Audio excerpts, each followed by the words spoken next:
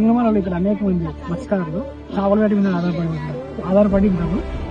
MLA Bandaru Sravani Sree గారు ఇక్కడ లైట్లు వేయడం కానీ ఆ దుర్గా ఘాట్ కట్టడం కానీ మీకు ఎలా అనిపిస్తుంది? మాకైతే లైటింగ్ కి 220 మంది భాగాలు సింగనమల చేతులు అందరూ ఈ లైట్ల గురించి అన్నిటికీ ఉపయోగమే. ఇంతవరకు ఇంత ఎమ్మెల్యే ఉన్నా ఫస్ట్ ముందు జయరాం ఉన్నప్పటి నుంచి ఎవరైనా లైట్ వేయలేదు. ఈ అమ్మ తప్ప శ్రావణి తప్ప ఎవరైనా సైడ్ లేదు లైటింగ్.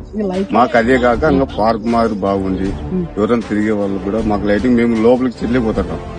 లోపలికి ఒక 2.5 కిలోమీటర్ 3 కిలోమీటర్లు పోతాం. లైటింగ్ గుర్తు చూసుకొని వెళ్ళొస్తాం. ఆ లైటింగ్ ఎంత వరకు మాకు సేఫ్టీ.